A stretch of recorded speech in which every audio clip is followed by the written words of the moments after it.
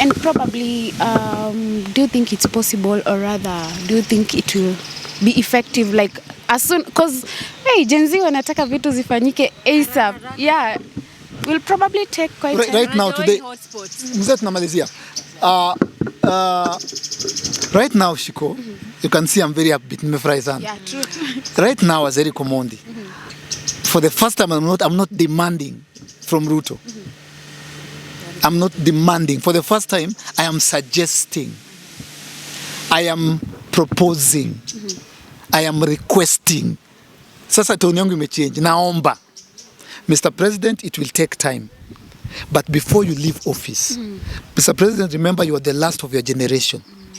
You could be greater than Kibaki, you will be greater than Uhuru, than Moi, even, okay, the founding fathers Tamguza. But you will go down as the greatest president in Africa.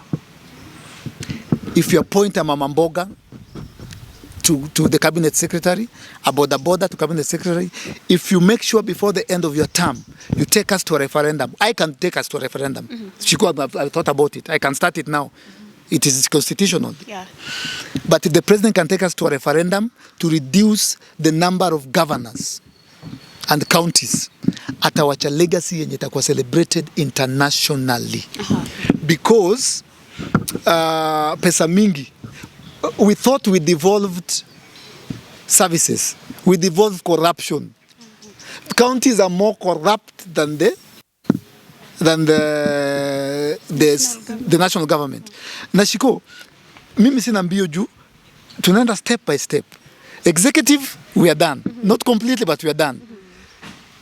County, we are coming. Parliament, nimewambia, mimi wenye rais alisign IBC, nilisema yes. Sasa naombanga tu nasema, nangoja tu hivi nasema tu IBC ngie. Are you suggesting a dissolved pia parliament? Hiyo tuachie. 2027? Hawatafika. Wale walivote yes. Hawatafika Shiko. Nisema ingine, hawatafika. We are going to recall all of them. Hawatafika 27 ya nini? Hata wezienda funeral saizi. Hata wajaenda ushago, wamejifunga, hata wendi church. Hata wezi kuja hapa. Shiko, fiki 2027. Plan ni gani? Plan ni simple. Hiyo Ruto atuachie. Amesign IBC, a constitute IBC, atuachie. Tuko na energy. Unajua Gen Z na millennials, tuko na time, hatuna employment. We are going to recall every MP that voted yes. Wale ambao wali apologize. Kwanza hao ndo tunaanza nao. Kwanza don't apologize. Tuanza na wewe. Shut nisikas. Usiapologize, atutaki. Kama kuna mtu wataka dialogue na ulisikia vitu wako nasema hiyo time. Kwanza kuna mmoja alikuja akasema, iliniuma. Wawili ni mabeste wangu, sio sitataja jina zao. Mmoja alikuja akasema kwa TV akasema, Mr. Speaker sir, I went to Kenyatta University and I am an editor. Mr. Speaker sir, I am a graphic designer. Those things that you're seeing, Mr. Speaker, are doctored photos and videos. Mwingine na beste yangu akasema ile siku the first time Gen Z walienda tao walikuwa wengi, mlikuwa kama 10,000. Ati ali drive from State House ndio wakaenda kupitisha. Akasema kienda nini? Akasema kwa parliament. I'm just from State House. I drove through Kenyatta Avenue. I didn't see any demonstrations. Akaulizwa, you didn't see anyone? No, I saw some TikTokers. I saw some young people dancing and with phones and iPhones. Yeah. But I didn't see any demonstrations. Kuna pia yule wa KFC, iPhone na kuna ule mama alisema bado mtanivotia na nimevotia yes na nitalekuja na pesa na nini. Si ndio? Yeah. They are going home. President Ruto, hiyo isikusumbue, we deal na nini? Na parastatals. Deal na tuachie legislature. Yeah, hata sishughulike nayo. Rais tulia. Wewe hakikisha kuna IBC. Wafiki wanafika kufanya nini? Kama kwa hawezi enda, hata we are doing them a favor. The people shouted loudly no. Yeah. And you went against them as their representative. You no longer represent us. You are thieves. You are conmen. And if actually we won't stop there. Tukishawatoa wanyamaze. Wakiongea kamiti. Maybe Mr. President, there's some conversations around the scopes of Gen Zs are pushing the button a bit too far, especially after hashtag Ruto must go, ilianza ku make way online. Where maybe do you think that Gen Zs, first of all, do you think that the Gen Zs and the youth that are going on the streets are pushing the button a bit too far? Alafu pia, now that the cabinet was dissolved, alafu kuna watu wanataka now, because it is a decision that was triggered by what was happening on the streets by the voice of people. So people are asking, they want now to participate in now the reconstitution of a new cabinet. Yes. How do you think that will go and what you're doing? So that is where Ruto will win or lose. What he does next. What he's done now, he's on the right path now. Yeah? What he does next will determine whether he stays on the right path and we go back to the street. Let me help you understand Gen Zs. And I think I have the moral authority to speak on this issue.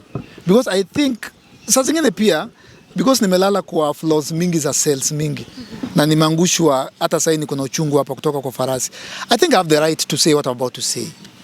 I think I understand what the demonstrations are about because I started them 2 years ago. I think I have the scope of what we want and how we want it because I started it 2 years ago. Actually, to be precise, 2.5 years ago. Nilianza na ile Play 75. The Gen Zs,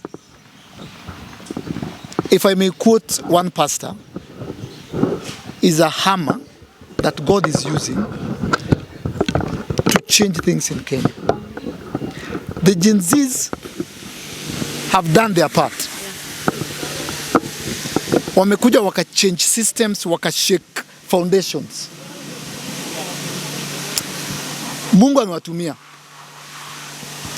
But me where I'm standing at right now, today, after kitu Ruto alifanya jana, I want to stand back and observe for a day or two. What will the president do next?